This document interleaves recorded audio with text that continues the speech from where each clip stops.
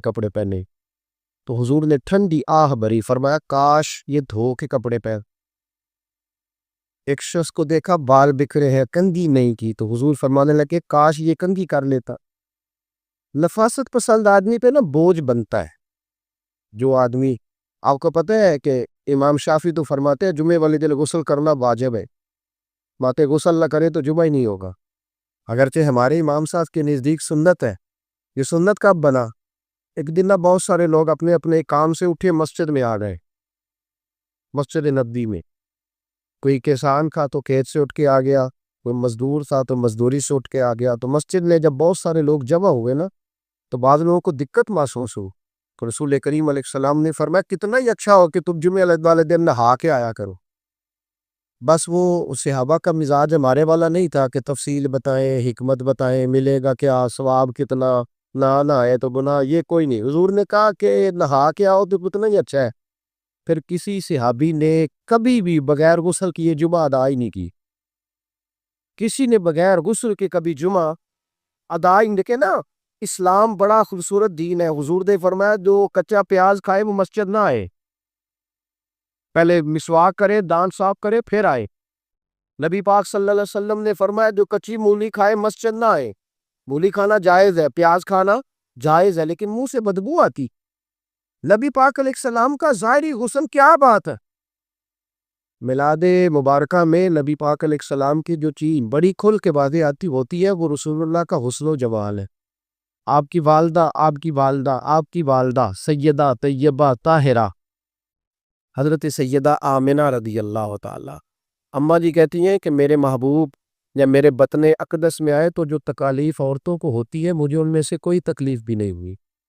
اور اماں جی کہتی ہے مجھے کبھی کوئی ثقل، کوئی بوجھ محسوس نہیں ہوا۔ اور فرماتی ہے کہ جو ولادت کے وقت لوگوں کو، عورتوں کو تکلیف ہوتی ہے مجھے وہ بھی نہیں ہوئی۔ اور فرماتی ہے کہ نبی کریم علیہ السلام پیدا ہوئے تو ہمیں حضور علیہ السلام کی ناف کو کاٹنا نہیں پڑا، ناف بریدہ پیدا ہوئے، ختنہ شدہ پیدا ہوئے۔ آپ کو پتہ ہے عورت غسل دیتی ہے بچے کو پیدا ہونے کے بعد، لیکن میرے محبوب نے سجدہ ہی کر لیا پیدا ہوتے ہی، امتی امتی کہتے ہوئے پیدا ہوئے۔ حق نے فرمایا کہ بخشا الصلاۃ والسلام، اور پہلے سجدے پر روز ازل سے درود۔ میرے امام فاضل بریلوی کا جو انداز تکلم ہے نا اس کی بھی حد ہی کوئی نہیں، کوئی حد ہی نہیں، کہاں تک ان کی محبت جاتی، کہنے لگے پہلے سجدے پہ روز ازل سے درود، یادگاری یہ امت پہ لاکھوں سلام، یادگاری یہ امت پہ لاکھوں سلام۔ پتہ یہ بغیر وضو کے، بغیر غسل کے سجدہ ہو جاتا ہے؟ تو حضور نے سجدہ کر کے بتایا کہ اللہ نے مجھے پاک صاف پیدا کیا ہے۔ نبی پاک صلی اللہ علیہ وسلم کی والدہ نے جب یہ باتیں ارشاد فرمائیں تو لوگوں نے پوچھا ان سے کہ اماں جی پھر آپ ایک جملے میں بتائیں کہ ماجرا سارا کیا تھا، آخر ایک ولادت تو ہوئی نا، آپ کے وجود اطہر سے ایک بچہ تو نکلا، تو یہ کیا تھا؟ تو سیدہ حمدہ فرمانے لگی خرج منی نور، بس میرے وجود سے ایک نور نکلا، بس میرے وجود سے ایک، اور روشنی آتی جاتی ہے تو کسی کو تکلیف نہیں دیتی، ایک نور نکلا۔ میرے رسول کریم علیہ السلام کو ظاہری حسن بھی کمال دیا، پھر حضور کی نفاست پسندی، صفائی پسندی۔ نبی پاک جب بات کرتے تھے نا تو حضور کے دانتوں سے نور نکلتا، اس کے باوجود حضور ہر وضو کے لیے مسواک کرتے۔ میں نے ہر نماز کے لیے نہیں کہا، میں اپنے لفظوں کا ذمہ دار۔ کس کے لیے بولے آپ حضرات؟ ہر وضو کے لیے، یعنی اگر نبی پاک نے وضو نماز کے لیے کیا تب بھی مسواک کی، اور اگر قرآن شریف کی تلاوت کے لیے کیا تو پھر بھی مسواک کی، کسی اور موقع کے لیے وضو فرمایا تو پھر بھی مسواک۔ اور سیدہ عائشہ فرماتی ہے جب بھی حضور گھر سے نکلنے لگتے پہلے مسواک فرماتے۔ حالانکہ رسول پاک کے دندان اقدس تو نور والے تھے، ضرورت ہی نہیں تھی، ہماری تعلیم کے لیے نفاست پسندی۔ ایک بات میں نے شروع کرنی ہے پر آپ نے ناراض نہیں ہونا، پہلے وعدہ کرنا ہے، یہ نہیں بولے انہوں نے کی رہا تھا ہو جانا ہے، چلو ہو جائے دے، کوئی گل نہیں، خیر ہے، ہو جائے آپ نے۔ نبی پاک نے بڑی مونچھیں نہیں پسند، حضور کو اچھی نہیں لگتی۔ ایک بات پوچھتا ہوں آپ سے، یہ درد دل ہے میرا اور صرف سمجھانے کے لیے عرض کر رہا ہوں، کوئی تنقید نہیں، اللہ تعالیٰ مجھے نیت کا وضو ادا ہے۔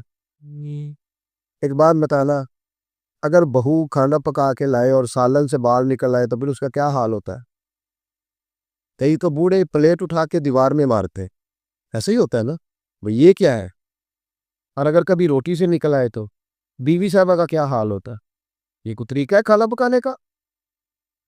اور اللہ تعالیٰ معاف کرے، اگر کبھی ہوٹل میں چلے جائے امیر لوگ 15,000 کا ڈنر کرنے، تو وہاں کسی سالن کی پلیٹ سے بال نکل آئے تو پھر تو پیسے کیا دینے ہیں، پھر تو ان کو اور جرمانہ ہو جاتا۔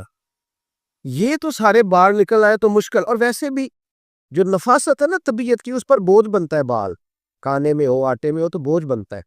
تو بڑی مونچھوں والا دوست بھائی بزرگ جب پانی پیے گا تو بال پانی میں جائیں گے کہ نہیں جائیں گے؟ حکیم اور ڈاکٹر کہتے ہیں کہ کینسر کے مرض کا خطرہ ہے۔ اب باقی بھی راضی نہ ہو، حضور نے بڑی مونچھیں بھی پسند نہیں کی اور چھوٹی داڑھی بھی پسند نہیں کی۔ حضور نے فرمایا داڑھیاں بڑھاؤ، مونچھوں کو پست کرو، مشرکین کی مخالفت کرو۔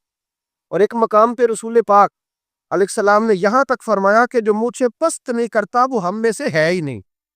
نے سخت لفظ، ایک صحابی تھے، آپ یقین کریں نا، کئی دفعہ دوستوں کو کہنا پڑتا ہے، اور کئی دفعہ نا مجھے محسوس ہوتا ہے کہ یار ہم روز ہی کہتے ہیں، لیکن کہتے پتہ کیوں ہے؟ کہ بوجھ بنتا ہے وہ بندہ جو اس طرح کی طبع کے ساتھ۔ وہ حضور نے پسند نہیں کیا۔